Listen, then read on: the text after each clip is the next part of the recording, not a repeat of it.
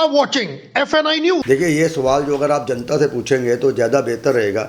हम तो पिछले कई महीनों से देख रहे हैं, बड़ा अजीब सा सवाल हो गया है कि RWA के लोग जो हैं मैसेज डाल देते हैं कि आज पानी नहीं आएगा, पानी इतने बजे आएगा, और MLA साहब साइकिल उठाते हैं, सुबह जाके पूछते हैं आज पानी आ रहा है ना।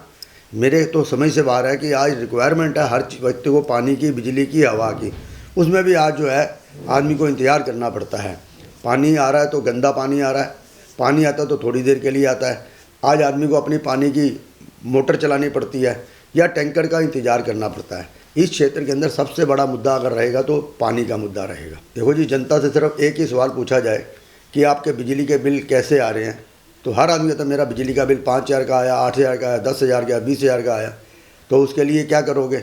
हम जाते हैं, कोई हमारी सुनने वाला नहीं है, MLA हमें मिलता नहीं है, उसका दफ्तर कहाँ पर है ये हमें मालूम नहीं है। इस प्रकार की जब बातें सामने आती है तो मन को बड़ा दुख होता है कि ये देश की राजधानी दिल्ली है और दो बार जिसको मौका मिला हो उसके बावजूद भी लोग परेशान हो। और अब जो केजरीवाल साहब हैं चुनावी स्टंट नया कर रहे हैं कि जो भी हैं बिल कोई भी ना भरे, जब मेरी सरकार अगली बार बनेगी तो उस समय जो है मैं उसको माफ़ कर दूंगा।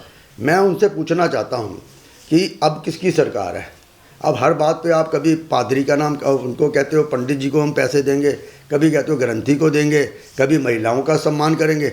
आप 10 साल तक क्यों नहीं सम्मान किया, आज आपको चिंता लगने लगी है? साफ शब्दों में कहो कि मैं चुनाव जीतना चाहता हूँ, मेरी हालत बहुत पतली है, कोई भी रास्ता निकल जाए, मैं डेली लोगों का दिमाग भटकाने के लिए, चाहे वो राशन कार्ड मैं नहीं दे पाया, चाहे वो मैं पेंशन नहीं दे पा रहा, चाहे मैं बिजली के बिल नहीं ठीक कर पा रहा, चाहे पानी गंदा दे रहा हूँ, ये सारी की सारी चीज़ें जो हैं लोग समझ रहे हैं और सवाल कर रहे हैं। और ये क्षेत्र में जाना आज विधायकों के लिए बड़ा मुश्किल हुआ पड़ा है। और ये बात केजरीवाल साहब बड़ी अच्छी तरह जानते हैं कि मैंने जो भ्रष्टाचार किया है, मैंने जो शीश महल बनाया है, मैंने जो झूठे वायदे किए हैं, मैंने जो शराब घोटाला किया है, जनता इस बार मुझे माफ़ करने वाली नहीं है। तो इसलिए वो मुद्दों से ध्यान हटाने के लिए नया नया शगुफा छोड़ रहे हैं। देखिए, ऐसा है, आपने कई बार देखा होगा कि लॉटरी डालने वाले बहुत सारे लोग मूर्ख बना के चले जाते हैं। आपका ड्रा निकलेगा, आपका ये होगा, आप इतने पैसे जमा करा दो, इतने दिन में आपका ये हो जाएगा। ऐसे फ्रॉड के जो लोग होते हैं ना, तो यही केजरीवाल का नाम जो है फर्जीवाल है। वो नई नई स्कीमें बनाता रहता है, किस तरह से जनता को अपने जाल में फंसाया जाए, किस तरह से अपना आखिरी तीर चलाया जाए।